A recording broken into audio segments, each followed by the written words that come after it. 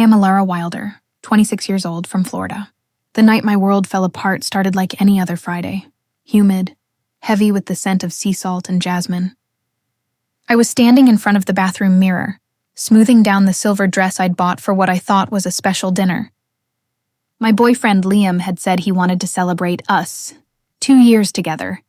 He'd even joked that I might want to get my nails done, just in case. So of course my heart leapt. Maybe tonight was the night. But when I arrived at the restaurant, the air felt off. Too quiet, too still. Liam wasn't alone at our table. Sitting across from him was Ava, my best friend since college. My sister in everything but blood. They looked startled when they saw me, like two actors who'd forgotten the script. "Hey, you're early," Liam said, voice cracking. Ava looked down, her fingers twisting her napkin. "Early." I frowned, confusion prickling my skin. "You said 7. He cleared his throat. "Right, yeah, 7. Elara, I think we should tell her," Ava whispered. And just like that, the world cracked open. Liam reached for my hand, but I pulled away. His eyes darted around, searching for a softer place to land. "We didn't mean for it to happen," he said. It just did. For a moment, I couldn't process it. The clinking glasses, the laughter around us, the ocean view beyond the window. It all blurred. I stared at them, the man I loved, and the woman who knew every secret I'd ever had.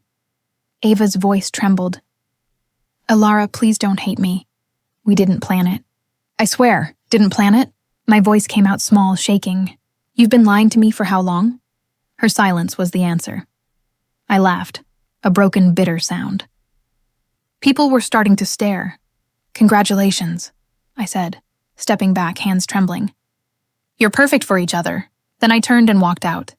My heels clicked against the marble floor, steady and sharp, even as my vision blurred with tears. Outside, the Florida air hit me like a slap. I leaned against the wall, trying to breathe. The sound of waves crashed in the distance, relentless, mocking. Have you ever experienced this kind of betrayal? Share your story in the comments. And subscribe if you believe no one should be treated this way. That night, I sat in my car for what felt like hours, the engine off, rain starting to fall. I replayed every moment, the late replies, the canceled plans, Ava's sudden girls' nights without me.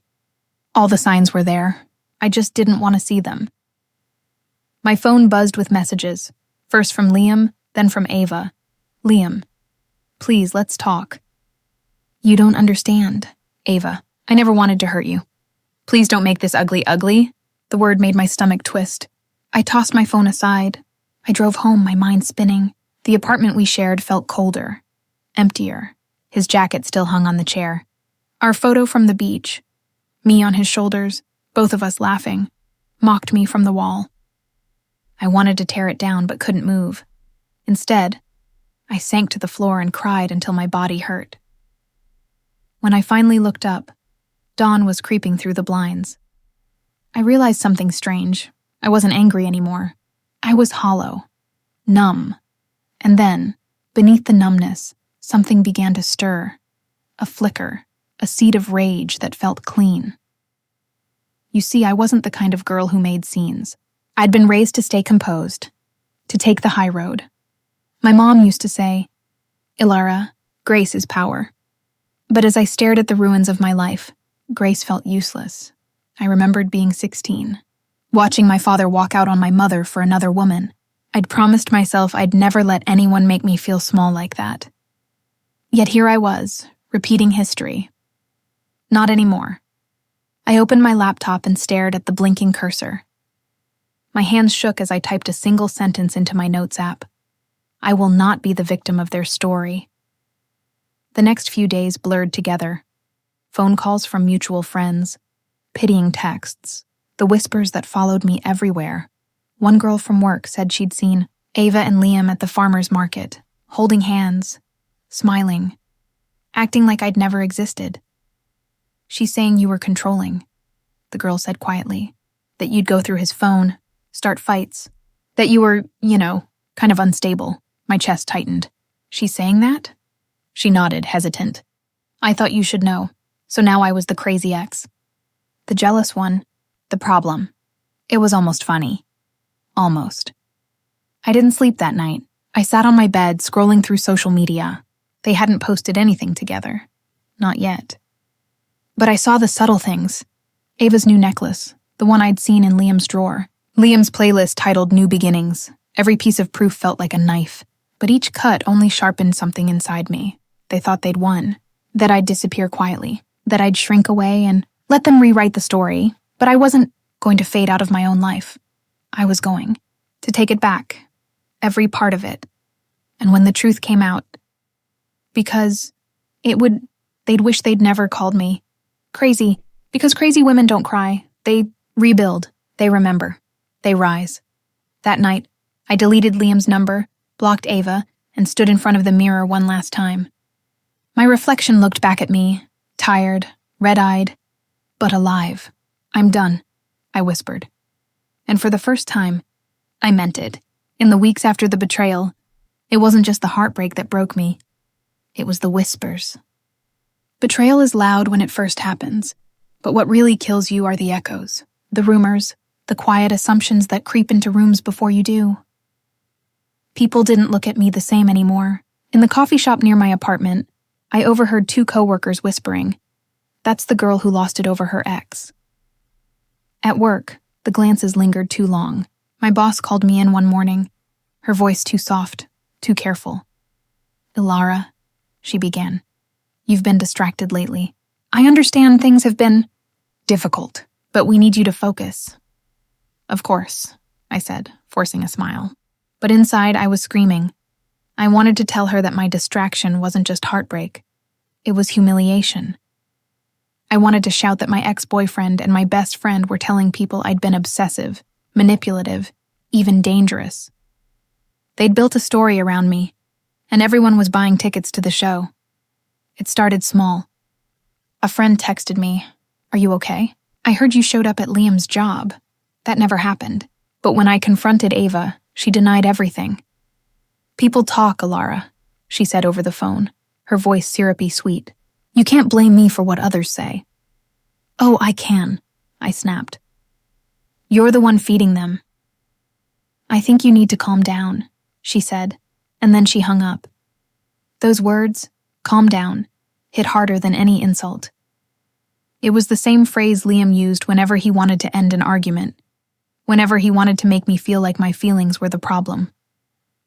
Now, it was being used to erase me again. I tried to ignore it. I focused on work, on keeping my apartment clean, on pretending everything was fine, but the universe has a cruel sense of humor. One night, scrolling through social media, I saw it. A picture of Liam and Ava at the beach, the caption reading, "Sometimes the best things come when you least expect them." I froze. My chest tightened, and the comments beneath it, people congratulating them, calling them brave and meant to be, felt like knives. Someone even commented, "Glad you found peace after all that drama." After all that drama, I was the drama. I threw my phone across the room. It hit the wall with a dull thud, but I didn't feel better. I sat there in the dark, shaking, wondering how people could twist reality so easily. They'd turned my heartbreak into their redemption arc. The next week, I ran into Liam in person for the first time since that night. I was at the grocery store, holding a basket of groceries, when he appeared at the end of the aisle. He looked startled, then smiled. That same boyish grin that used to make my knees weak. "Elara," he said, walking toward me. "Hey, you look good." I stared at him, speechless. "Listen," he continued, glancing around. "I hope you're okay. Ava and I didn't want things to get messy. We're just trying to move on." "Move on?" My voice shook. "You lied to me. You humiliated me. You called me crazy." He frowned. "Elara, you were getting paranoid. You were checking my phone because you were cheating," I snapped. "You think I didn't notice how you pulled away, how you started showering right after getting home, how you smelled like her perfume?" People were looking now, but I didn't care. Liam sighed, shaking his head like I was proving his point. "This is what I mean," he said. "You're doing it again, doing it again. acting emotional, being crazy. I realized then that there was no winning with him. The narrative was set, and I was the villain. I turned and walked away, leaving my basket behind. When I got home, I opened my old journal, the one I hadn't touched in months. I started writing down everything, every lie, every manipulation, every detail of how they'd made me feel. It wasn't about revenge yet, not really. It was survival. Writing was the only thing that made me feel real again. Over time, those notes became something more, a collection of truths. My truth. A few days later, my coworker Tessa, who had always been kind to me, stopped by my desk. "Hey," she said quietly, "I know things have been rough. I just want you to know, I don't believe what they're saying." I looked up startled. "What are they saying?" She hesitated. "Just that you showed up at Ava's house, that you left threatening messages." My stomach dropped. "That's a lie." "I know," she said quickly. "But not everyone does." I felt sick. "How far would they go to destroy me?" Tessa leaned closer. "Elara, if you ever want to talk, I'm here. But you should protect yourself. People love a scandal." That night I couldn't sleep. I lay awake thinking about how easily people accept lies when they come from smiling faces. Ava had always been charming, the kind of person who made everyone feel special. Until she didn't need you anymore. And Liam. He knew exactly how to play the victim. He'd cry if it got him sympathy. He'd twist the story until even he believed it. I realized then that they weren't just cruel. They were calculated, and if they wanted a story, I'd give them one, but it would be mine. The next morning, I started documenting everything. Texts, screenshots, old photos, even mutual friends' comments. I didn't know what I'd do with it yet, but I felt something I hadn't felt in weeks. Purpose. They'd underestimated me. They thought I'd break quietly, fade into the background. But I wasn't the same woman who cried in that restaurant parking lot. They wanted to paint me as crazy? Fine. Let's see how they handled clever. There comes a moment when the weight of everything, the lies, the gossip, the loneliness, stops feeling heavy and starts feeling sharp. Like a blade pressing against your skin, daring you to move. For me, that moment came one ordinary Thursday night. I was sitting alone on my couch, the soft hum of the refrigerator filling the silence. My laptop screen glowed with a dozen unread messages. Most were from mutual friends trying to check in. I opened one, then another. Each one felt the same. Polite pity wrapped in passive judgment. "You should really just let it go, Elara. They seem happy now. Maybe it's for the best. You're stronger than this." Stronger. I hated that word. It always came from people who had no idea what it felt like to be ripped apart quietly. I clicked away from the messages and opened social media. Big mistake. Ava had posted another photo, this time of Liam cooking dinner in her apartment, captioned, "My peace, my peace." The words blurred as tears filled my eyes. It wasn't jealousy anymore. It was rage, not because they were together, but because they were thriving on a story where I was the villain. Because every smile they posted was a reminder that they'd stolen my life and rewritten it to make themselves the heroes. I threw my laptop shut so hard it rattled the coffee table. The next day at work, I was quiet. Too quiet. My coworker Tessa noticed. "Elara," she said softly, "are you okay?"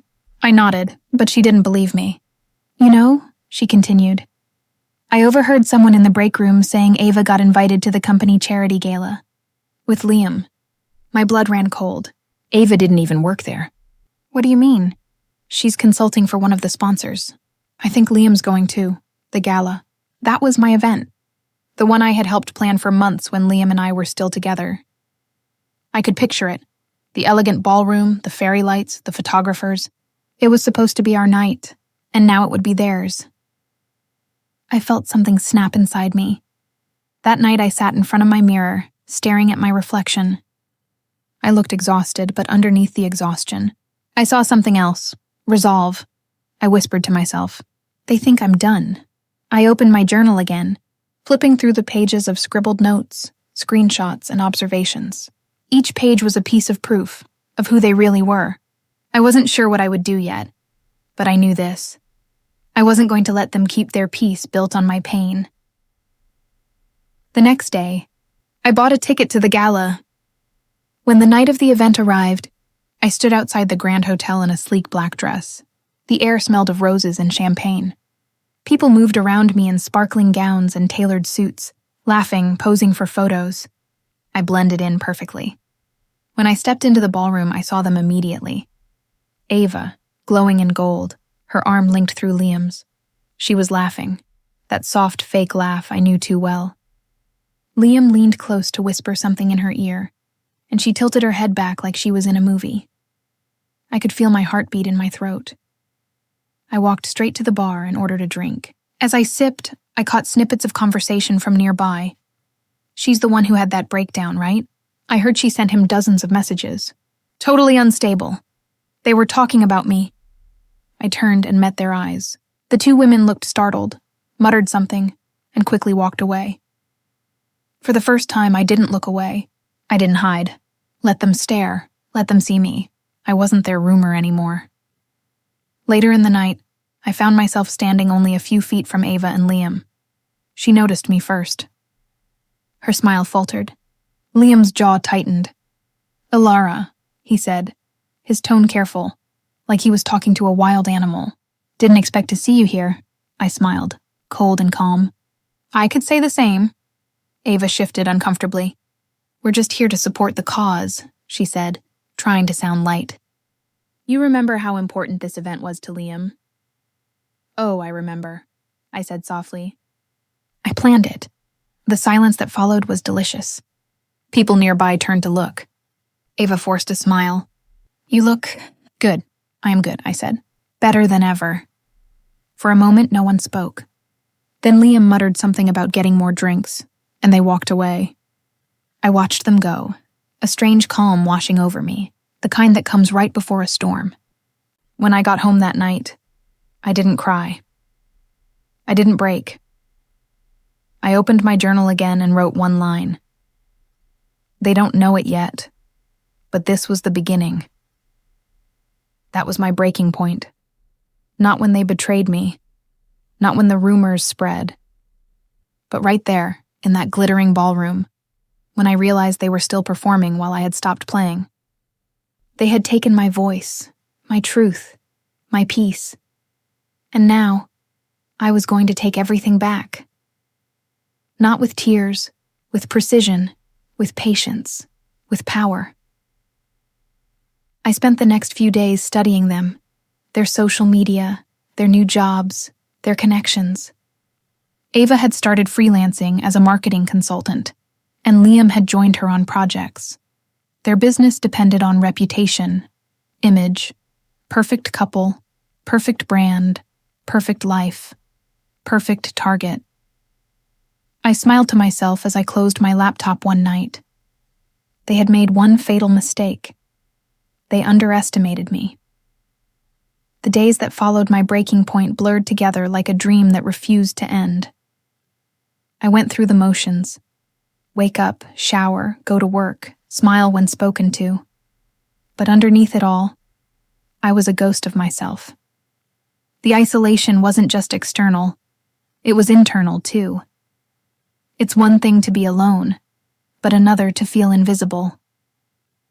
Every time I walked into a room, I could feel the silence tighten. Every whisper felt like it was about me. Even when it wasn't, my mind convinced me it was. At first, I tried to fight it. I'd tell myself, "You're stronger than this. Don't let them win." But strength has a limit, and mine was cracking. One night, I came home to find the light on in the hallway flickering. The soft hum of the air conditioner was the only sound in the apartment.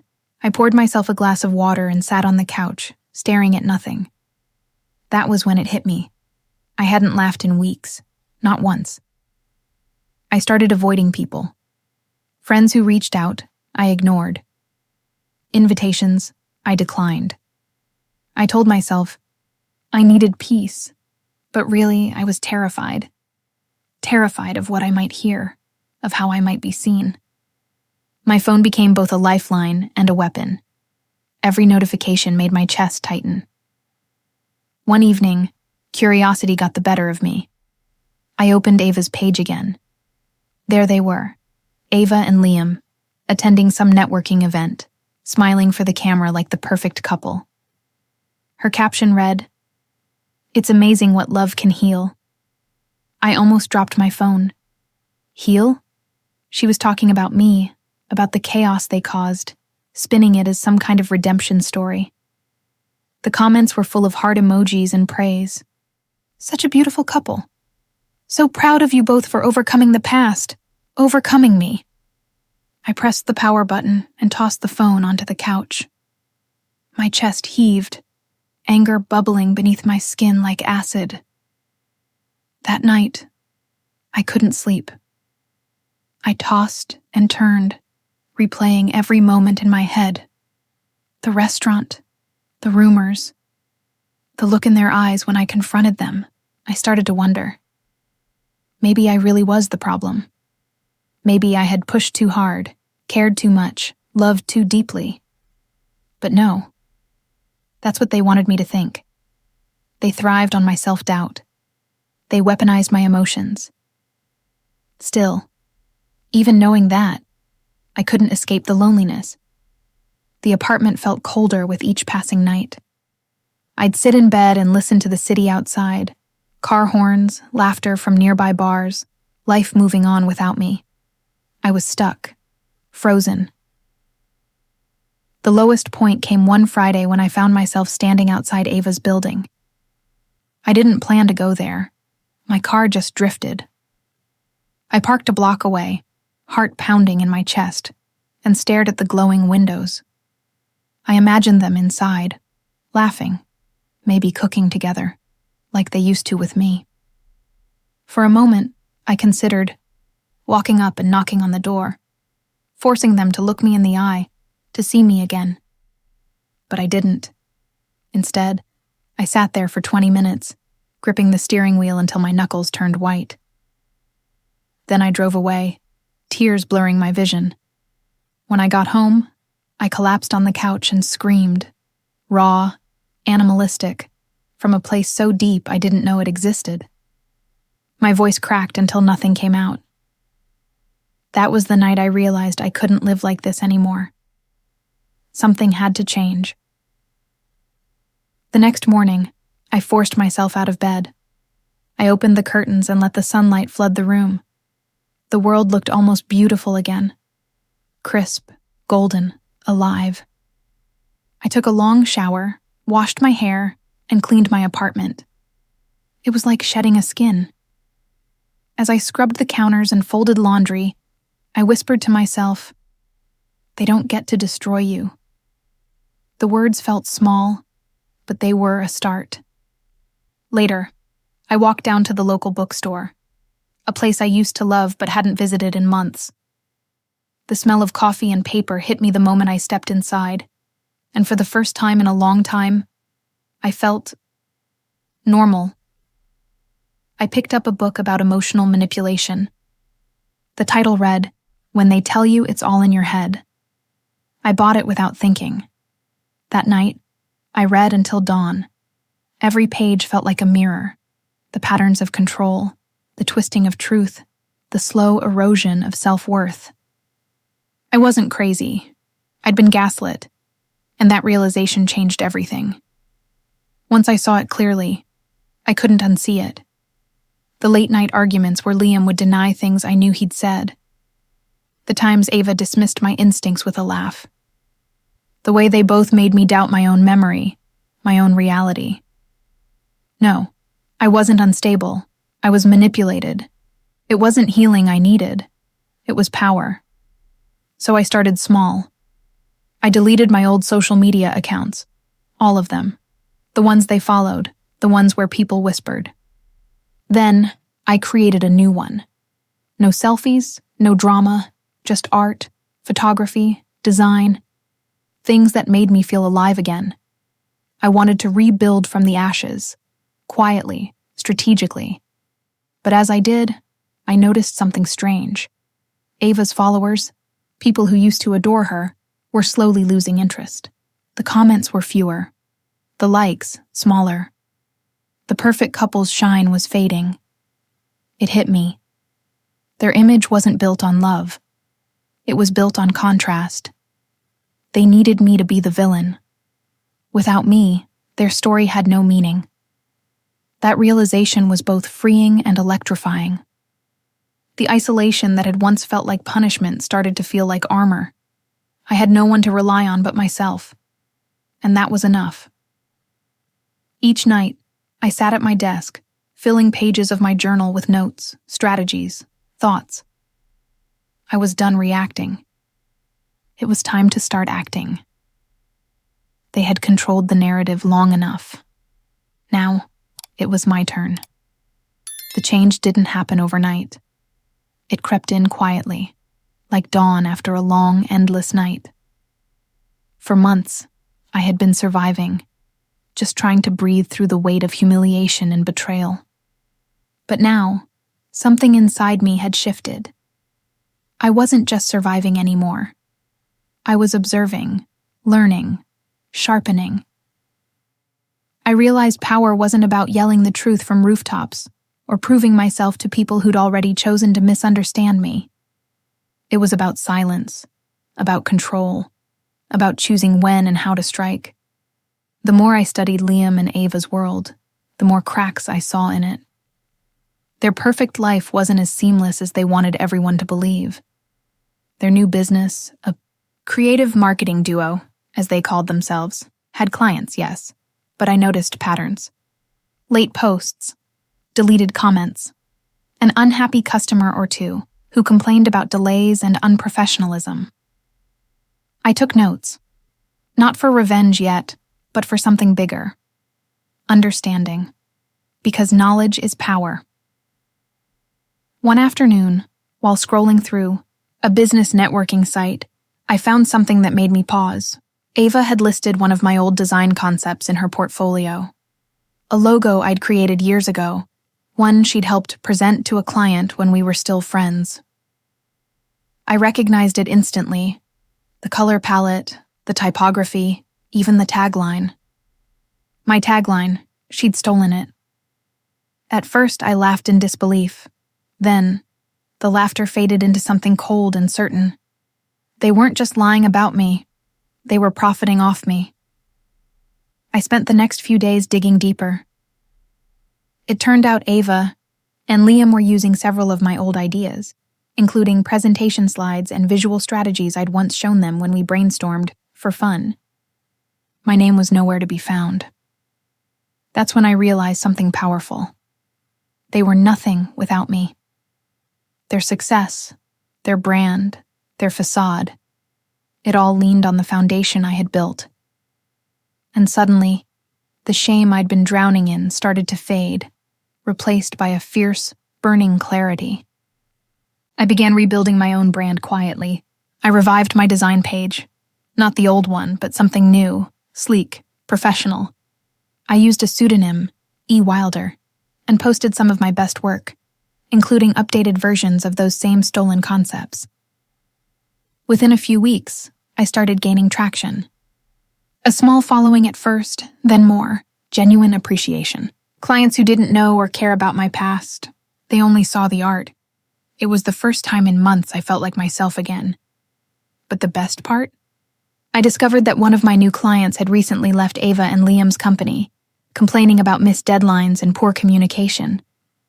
She didn't know I had any connection to them, and I didn't tell her. I just smiled and promised her quality work. Every project I completed for her felt like a quiet reclamation, a piece of myself I was taking back. One evening, as I was finishing up a design draft, I got an email from an unknown sender. The subject line read, "Do you know what they're saying about you?" My chest tightened. I hesitated before opening it. Inside was a single link to a private online forum where people from our old social circle still gossiped. There it was again. My name. A post titled "Elara Still Can't Move On," written by someone anonymous but dripping with Ava's tone. It claimed I was spying on their business, that I was copying their ideas, that I needed help. For a second, my fingers trembled over the keyboard. Then I started to smile, because this time, I wasn't the same girl who cried over rumors. This time I had proof. Screenshots, original drafts, date stamps that showed I was the creator, not the thief. They thought they were exposing me, but really they'd handed me my leverage. Over the next few weeks, I started connecting dots between clients, invoices, and public posts. Ava and Liam had been cutting corners, promising more than they could deliver. One unhappy client even left a scathing review hidden deep in a thread. Something about unethical practices. I saved everything. Piece by piece, I was assembling a story, not the one they'd told, but the real one. And for the first time since that awful night in the restaurant, I didn't feel powerless. I felt like the author again. Still, power comes with its own kind of loneliness. There were nights when I'd close my laptop and stare out the window, watching the city lights flicker against the glass. I'd think about the girl I used to be. So eager to please, so desperate to be loved. That girl would have begged them to tell the truth.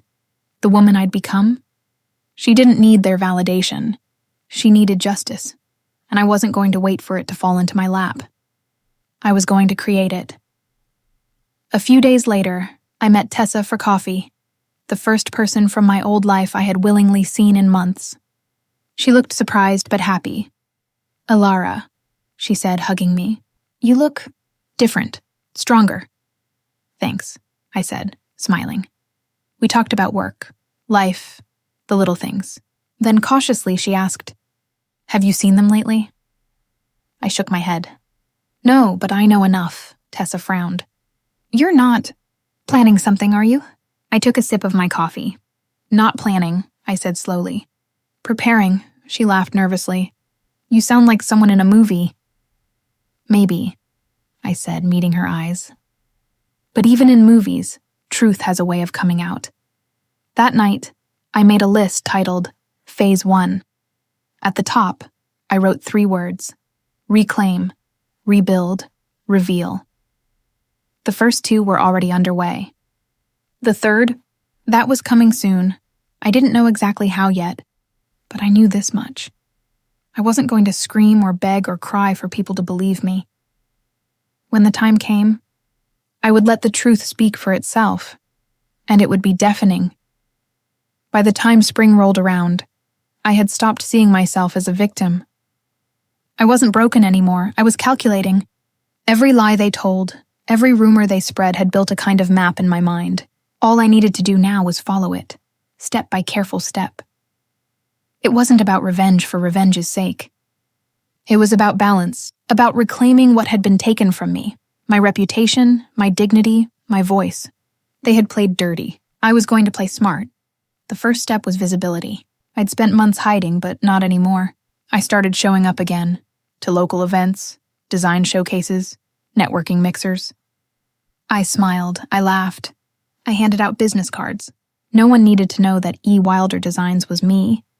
I built partnerships quietly, staying off their radar. My work began circulating among the same circles that once whispered about me.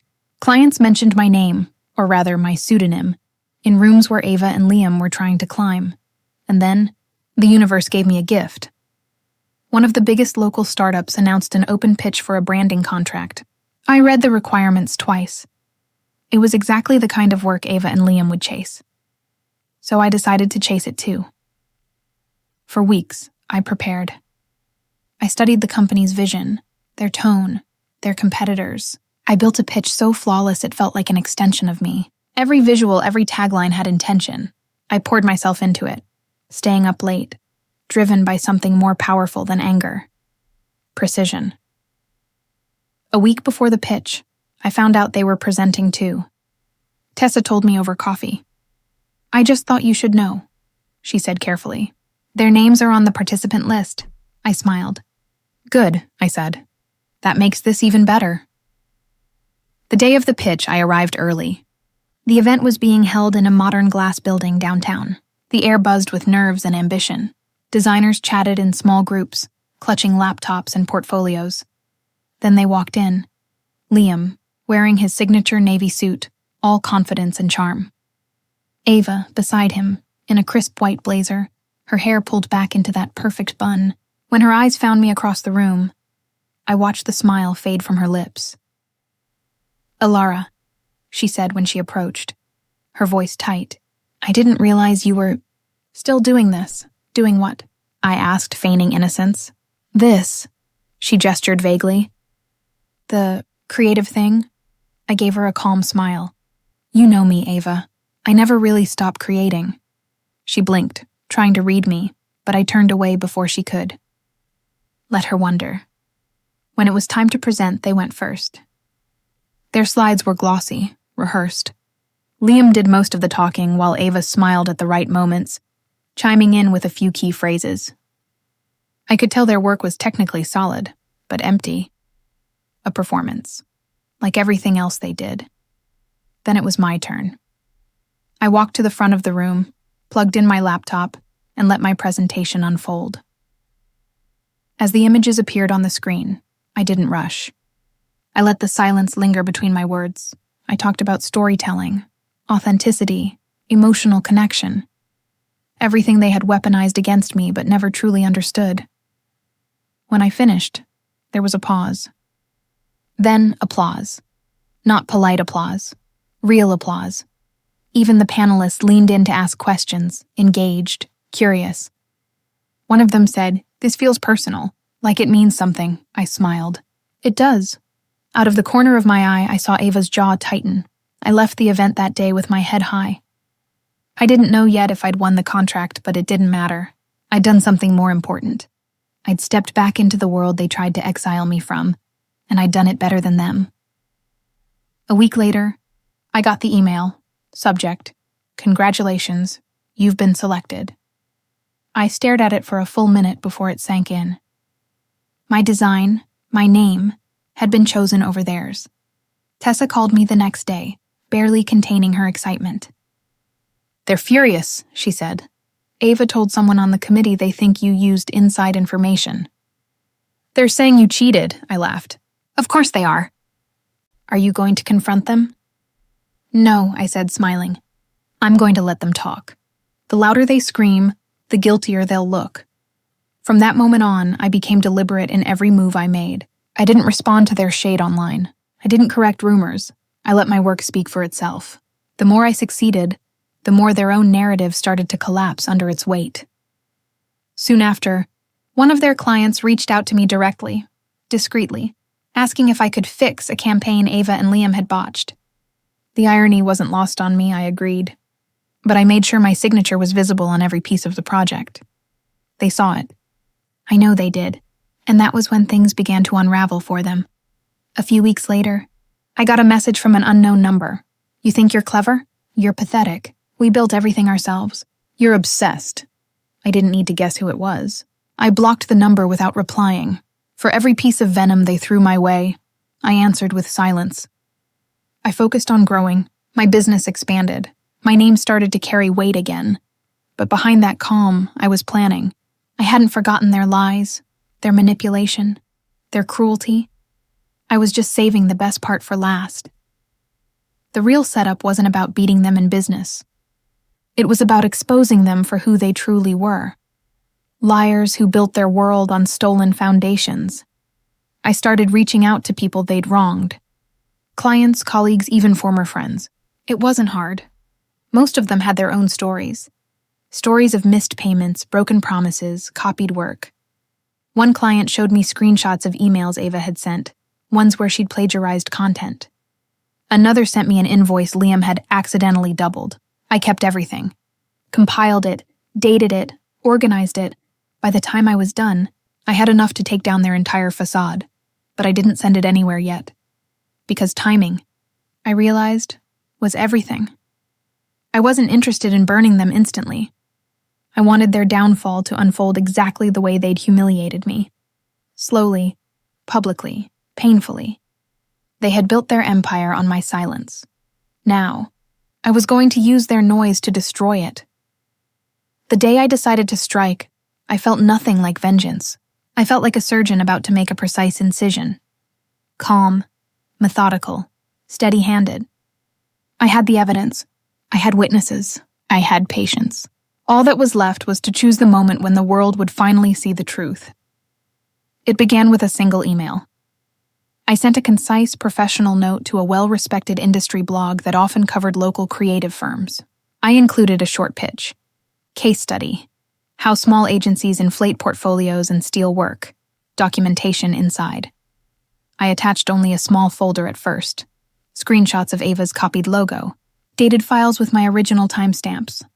A record of an invoice discrepancy. I didn't attach everything. I never attach everything at once. You don't reveal your hand before the game begins. A week later, the blog published a careful fact-checked piece. It was measured, not sensational. It listed several examples of copied work and client complaints, pointing to a pattern rather than a single mistake. They asked readers, "Have you experienced similar issues with small consultancies?" Comments filled the thread. One by one, people stepped forward. Former clients, collaborators, interns. And their stories painted a picture that matched mine. The first reaction I felt was not triumph, but relief. The air felt lighter, as if some invisible weight had lifted. Then the panic hit them. Ava messaged me, furious and pleading, "You don't have to do this, Elara. You don't know what you're doing to people." Her words were a clumsy attempt at moral high ground. Liam called, sounding hollow. "This is bad. Stop this." He begged in the way men beg when they realize they've burned their bridge. I didn't answer. I let the story breathe. I watched how their carefully manufactured image began to crack under the pressure of public testimony. Clients asked for clarifications. A former client requested a refund. A small startup that had contracted Ava and Liam quietly pulled their campaign, citing inconsistencies. That's when I started releasing what I'd saved. Not to the internet, not to the blog, but to people who mattered. I sent organized packets to clients who had been wronged, complete with emails, time-stamped files, and side-by-side comparisons showing my original concepts and their copies. The response was swift and precise. A client confronted Ava. Another demanded their money back. Word spread in closed circles, and Ava's calls went unanswered.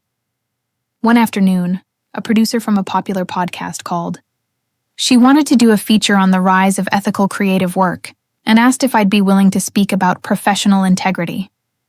I accepted, but I made one condition. I could bring evidence. She agreed. The interview aired the following week. I sat under soft lights and spoke calmly into the microphone, telling the story of the work I'd once shared in trust and the ways trust had been weaponized.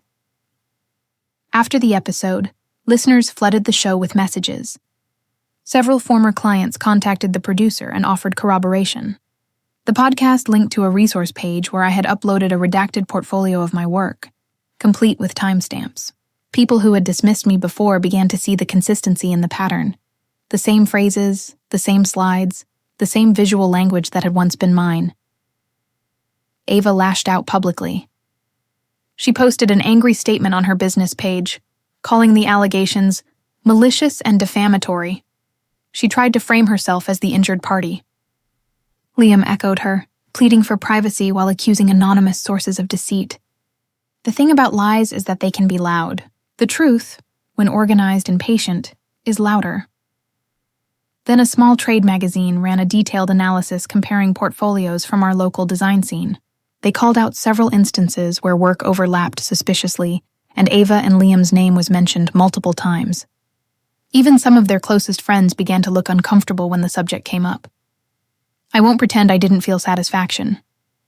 There was a quiet joy in seeing them struggle to find a narrative that held, but the deeper satisfaction came from watching people who had been harmed get their voices back. Clients who'd been ghosted received apologies and refunds. Interns who'd been promised opportunities were offered placements elsewhere by people who recognized their talent. My inbox filled with messages that weren't about me. They were about accountability. The most important moment came unexpectedly. A client who'd previously praised Ava and Liam called me one evening. Her voice was small but steady. "Elara, I've been quiet for too long. They took my logo and rebranded it as theirs. You were the original designer, and I want to say that publicly." She posted a public thread with screenshots and a time-stamped history. Her post went viral within our community. People began tagging others. Conversations that had been whispered in bars and group chats moved into public forums and business groups. Liam tried to spin the narrative again, but the web of documentation made his task impossible. I watched him pace in a few public videos, defensive, then contrite, then defensive again. He looked smaller with each passing day, a man unraveling under the weight of consequences he'd never anticipated. Ava's clients dwindled. The couple that had been so eager to cast me as unstable now faced real instability in their livelihoods. I could have exposed every detail. I could have posted every email, every file, every conversation that proved their deceit. But I chose restraint. I wanted justice, not spectacle. The law started to notice. One client referred their case to an attorney specializing in intellectual property. Another reached out to a journalist covering business ethics. Pressure mounted, and the first formal complaint was filed. On the day the complaint became public, I sat alone across from a cup of coffee and felt neither triumph nor sorrow. I felt the quietness that follows a storm. I had plotted and prepared and waited. I had given them time to salvage their story. They had used that time to smear me. Now the truth was out, and it was documentary, not rumor. There were consequences beyond social media, reputations, contracts, livelihoods. When Ava finally messaged, her tone had changed. Gone was the syrupy sweetness, replaced by something brittle. "This has gone too far, Elara. We can fix this. We can talk." I thought of all the times she'd dismissed my concerns, all the nights I'd been made to feel small. I thought of Liam's practiced charm that once masked his choices. I replied once, short, factual. "It's too late for gaslighting. Fix your work." Then I closed the laptop. That night, a small group of my supporters organized a panel on ethical practice in creative industries. They invited me to speak. I agreed. I stood on a little stage under warm lights and told my truth without venom. I explained how easy it is to weaponize charm and to use public perception as armor. I explained that power is not given by applause, but earned through integrity. After the talk, people came up to me, some shaking my hand, some hugging me. I realized then that the strike had never been against two people only. It had been against a system that allowed predatory networks to flourish. Weeks later, Ava and Liam's consultancy dissolved quietly. Contracts were terminated. A few of their clients publicly announced transitions to other agencies. The last time I saw them in person, Liam looked at me with eyes that had no arrogance left. He said nothing. Ava avoided my gaze. I didn't celebrate loudly. I watered the plants on my balcony and watched the city move through another day. The strike had done what it needed to do. It had reclaimed my name and given voice to those who were silenced.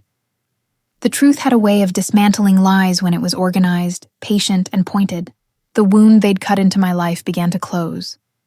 And I learned a final important thing. The most powerful strikes aren't spectacular explosions. They are careful, sustained pressure in the right places until the structure collapses under its own weight. When truth finally bursts into daylight, it doesn't come as thunder. It seeps in quietly, steady as dawn, impossible to ignore. That's what it felt like watching the story unfold. No longer a rumor, no longer whispers in dark corners, but facts standing tall where lies used to live.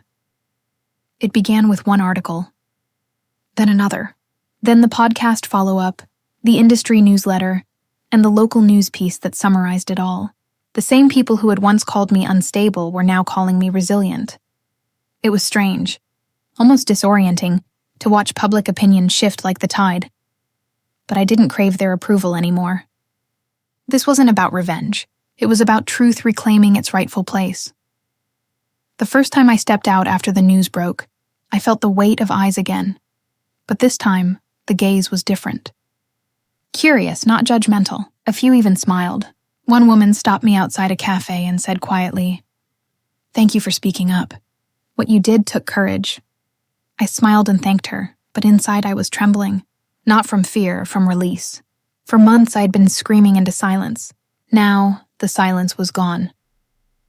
Meanwhile, Ava and Liam were unraveling faster than anyone could have predicted. Their clients were gone, their credibility shredded. Their names had become cautionary tales, whispered in professional circles, discussed in panel talks. They tried to pivot, launching small freelance projects under new aliases, but people always found them out. I learned about it through a friend who sent me a message. They're trying to rebrand again, calling it Golden Arc Studio. I typed back, "It won't last," and it didn't. Within weeks, one of their former clients recognized Ava's voice in a consultation. and called her out publicly. The new studio folded before it even launched. Every consequence they faced, they had built for themselves. I didn't have to touch a thing. The truth had momentum now, and it didn't need my push anymore. But success after survival is its own kind of reckoning. As the dust settled, I found myself asking, who was I now, without the pain? For so long, my identity had been tangled in their betrayal. Every victory still felt like a reaction to what they'd done. I didn't want that anymore. I wanted something that belonged entirely to me. So I threw myself into work, my work. I expanded E. Wilder Designs into a full creative studio, hiring 2 interns and a project manager. We specialized in ethical branding, transparency, fair credits, sustainable partnerships. My philosophy became our selling point. Clients trusted me not just because I was good, but because I was honest. One day, during an interview with a local business magazine, the reporter asked, "Do you ever regret not confronting them directly? Face to face." I paused, then said, "I did confront them, just not with shouting. I confronted them with success, with truth, with silence. Sometimes, silence is the loudest answer you can give." The quote ended up in the article's headline. I didn't expect it to go viral, but it did. People started sharing it with captions like, This is power." Of course, not everyone was kind. Some accused me of ruining lives, of taking it too far. A few even sent hate messages, calling me vindictive. But those voices didn't sting the way they once would have. I had learned something vital. When you step into your power, someone will always call it vengeance. That's how people protect their comfort. Still, I stayed grounded. I didn't want to become like them. People who thrived on control. I wanted peace. And peace came in strange ways. A few months later, while attending a design conference, I spotted Liam sitting alone near the back of the venue. He looked thinner, older, his confidence hollowed out. Our eyes met briefly, just enough for him to recognize me. He didn't speak. He didn't have to. The apology was there in the silence between us. I walked past him without a word. That was all the closure I needed. Ava's fall, on the other hand, was louder. I heard she'd tried to apologize publicly, a teary video where she claimed she'd been pressured and misunderstood. But the internet has a long memory. Every viewer remembered how easily she'd once lied. Her tears didn't move anyone. I watched the video once, then closed the tab. For the first time, I didn't feel anger or satisfaction, just distance. She no longer had power over me. The reckoning spread beyond us. Other people in our industry began speaking up. Designers, writers, small creators, about how their work had been exploited, their names erased. A quiet revolution started taking shape. Ethics panels formed. Agencies reviewed their practices. At one such event, I was invited to speak again. I stood on a stage in a packed auditorium, lights warm on my face, and told the audience, "Sometimes justice doesn't look like punishment. It looks like change. It looks like every person in this room choosing integrity, even when it's inconvenient. I didn't set out to destroy anyone. I set out to protect what's right. And if we all did that, maybe stories like mine wouldn't need to happen." The room fell silent. Then came the applause. Slow, sincere, echoing. I smiled. This was my reckoning too, but not of destruction, of purpose. When I got home that night, I opened my journal. The same one that had once held my pain, my rage, my confusion. Now its pages were filled with plans, ideas, gratitude lists. I flipped to the earliest entries. The nights when I could barely hold a pen through my tears. I ran my fingers over the ink, the shaky handwriting. That girl was gone. In her place stood a woman who had learned how to fight without violence, how to rebuild without bitterness. That realization made me cry again. Not from sadness, but from peace. Weeks later, I received one last email from Ava. It was short. "Elara, I know I don't deserve forgiveness, but I'm asking anyway. I've lost everything. I'm sorry." I stared at it for a long time. Then I typed, "I forgave you long ago." That's how I moved forward. I hope you do too. I hit send and closed my laptop. That was it. The end of the story. The end of her in my life. As summer turned to fall, I took a trip alone. My first real vacation in years. I stood by the ocean, the same one that had once felt like an echo chamber for my pain, and breathed in the salt air. The waves didn't feel heavy anymore. They sounded like freedom. The reckoning had passed, but its echoes remained, soft, persistent, alive in the corners of my mind. Even after everything had settled, I found myself waking up some mornings expecting chaos, expecting another blow to land, but none came. The world was quiet now. The storm had done its work, and I was standing in its calm. For the first time in a long while, I could breathe without bracing for impact. In that stillness, I started to see things I couldn't before. The journey hadn't just been about justice, it had been about rediscovery, about finding the woman buried beneath survival, the one who used to laugh at sunsets, who sketched ideas at coffee shops, who believed in kindness even when the world wasn't kind back. I missed her. So I went looking for her again. I began journaling every night, but not about pain this time. I wrote about gratitude, the way the morning light hit my kitchen counter, the way my plants stretched toward the sun, the smell of rain after long dry days. I wrote about the freedom of not caring what others thought anymore, and most of all, I wrote about healing. Healing, I realized, wasn't a destination. It was a rhythm. Some days soft and easy, others jagged and raw, but every day it moved me forward. The therapist I had been too stubborn to call months ago became a quiet anchor in my life. She didn't tell me to forgive them or to forget. She told me to understand. Closure isn't always about making peace with them, she said one day. Sometimes it's about making peace with who you were when they broke you. Those words stuck with me. Work flourished in ways I hadn't expected. My studio grew, not just in size, but in purpose.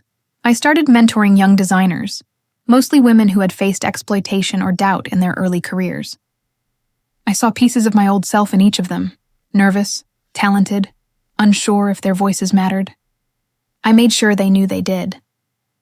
One of my interns, a bright 23-year-old named Isla, said to me one afternoon, "You make it look easy, Elara, like you were born strong." I smiled. "No one's born strong," I told her. "Strength is just pain that's been practiced into something useful." She nodded slowly, and I could see in her eyes that she understood. Around that same time, an email landed in my inbox.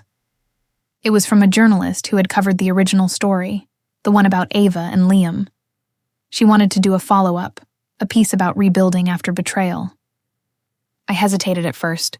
I didn't want to reopen old wounds, but then I realized this was different. It wasn't about them anymore. It was about me.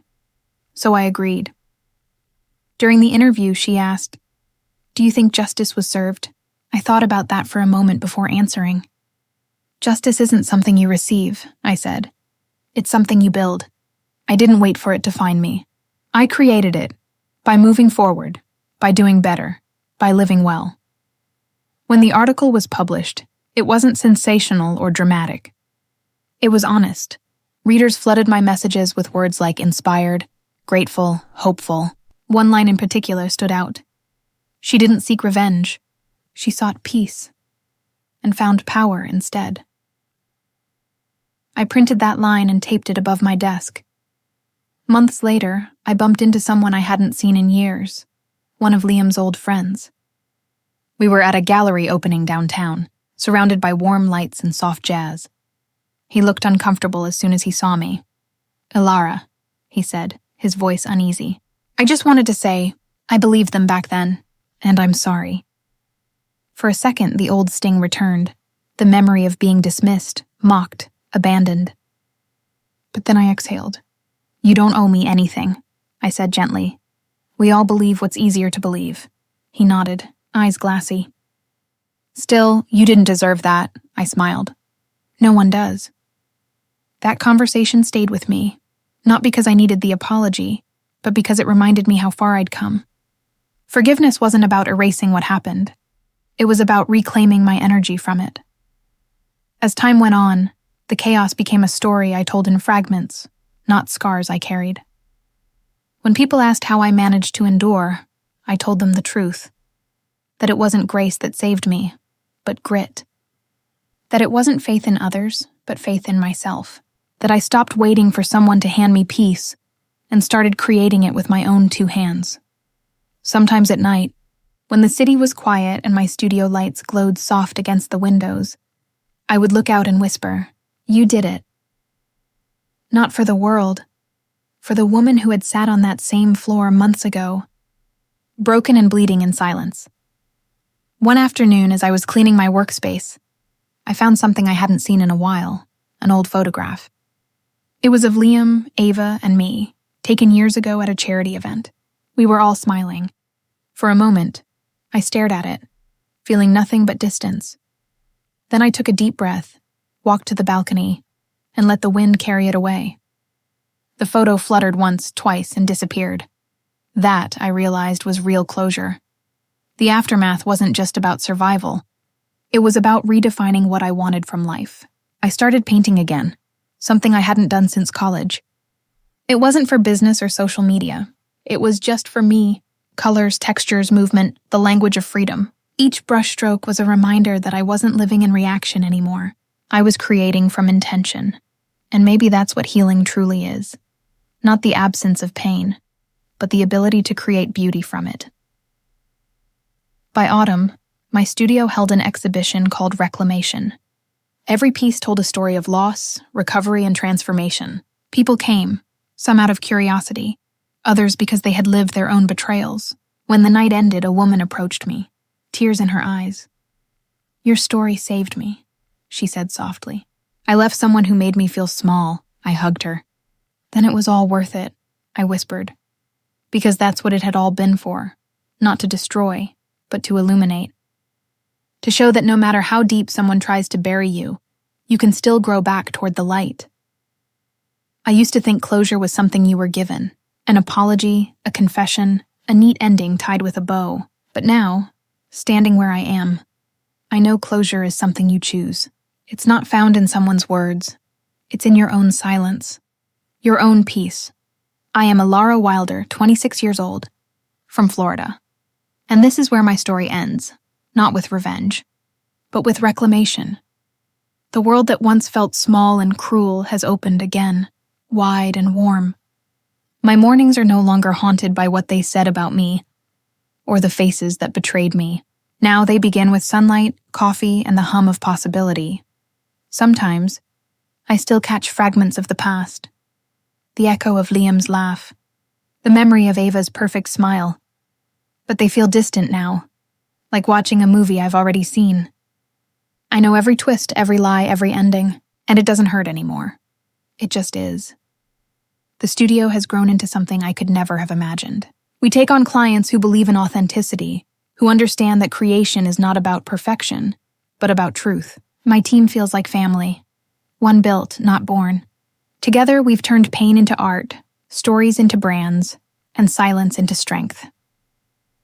One afternoon, Isla, my intern, asked me, "How do you stay so calm after everything you went through?" I smiled. "Because I learned that peace doesn't mean the storm is gone," I said. "It means I stopped letting it pull me under." She nodded, her eyes bright with understanding. And in that moment, I realized this was legacy. Not the fame, not the articles, but the quiet lessons passed on to someone who still believed in goodness. A few months ago, I visited my parents in my hometown for the first time since everything happened. My mother met me at the door, tears in her eyes, and whispered, "I'm proud of you, sweetheart." For a second, I felt like a child again, small, scared, desperate for approval. But then she hugged me, and all that melted away. We sat on the porch for hours, talking about life, art, and forgiveness. At one point, she said, "Do you ever think about them?" I looked out at the horizon, where the sun dipped into gold and fire. Sometimes, I admitted, but not with anger. They were my teachers, cruel ones, but necessary. "Do you forgive them?" "Yes," I said softly. "Not for them. For me." She reached for my hand, and for the first time I felt no bitterness in my chest, just stillness.